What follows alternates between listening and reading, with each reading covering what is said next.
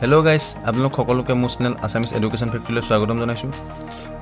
আপোনালোকে জানে যে মই ক্লাছ 10ৰ যিখিনি ইম্পৰ্টেণ্ট কুৱেশ্যন, সেই কুৱেশ্যনখিনি মোৰ এই চেনেলটোত বাছি দি আছোঁ। গতিকে ছায়েন্সৰ মই ইতিমধ্যে 5টা লেচন বাছি দিছোঁ আৰু আগলৈ ভিডিঅ'ত এনেকুৱা আহিব। গতিকে সেইখিনি পাবলৈ মোৰ চেনেলটো ছাবস্ক্ৰাইব কৰি লওক। আৰু 2 নম্বৰ কথা, মই তাৰ মাজতে প্ৰত্যেক সপ্তাহতে এটা নতুন ভিডিঅ' আহিম। ফুল ফৰ্ম কিছুমানক লৈ নতুন ভিডিঅ' আনি থাকিম।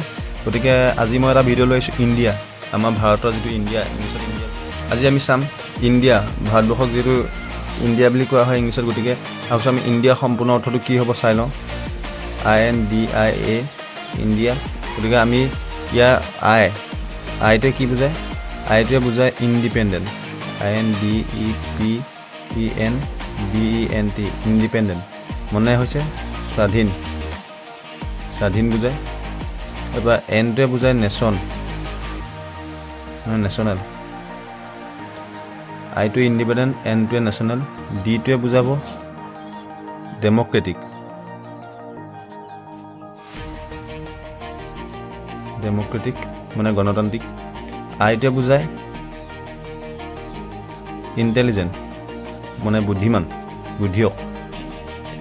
এইটোৱে বুজায় এৰিয়া। আমি যদি এইকেইটা অসমীয়ালৈ যদি অনুবাদ কৰোঁ কি হ'ব? ইণ্ডিপেণ্ডেণ্ট মানে স্বাধীন, নেশ্যনেল মানে কি? মানে হৈছে ৰাষ্ট্ৰ, ডেম'ক্ৰেটিক মানে হৈছে গণতন্ত্ৰ, ইণ্টেলিজেণ্ট মানে হৈছে বুদ্ধিমান, আৰু এৰিয়া মানে হৈছে ক্ষেত্ৰ বা জেগা।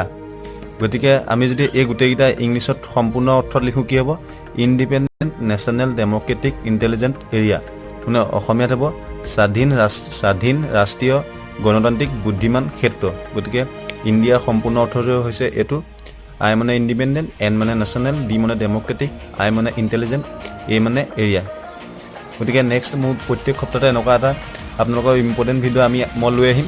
আৰু লগতে ক্লাছ 10ৰ যদি কিবা ইম্পৰ্টেণ্ট আপোনাৰ কুৱেশ্যন লাগে তেন্তে মোৰ চেনেলটো ছাবস্ক্ৰাইব কৰি থওক। প্ৰতিটো ছাবজেক্টৰ ভিডিঅ' লৈ আপোনালোকৰ মাজত আহি আছোঁ। গতিকে মোৰ ভিডিঅ'টো চোৱাৰ বাবে ধন্যবাদ। ভাল লাগিলে লাইক কৰিব, শ্বেয়াৰ কৰিব আৰু কমেণ্ট কৰিব পাৰে। জয় হিন্দ, জয় অসম।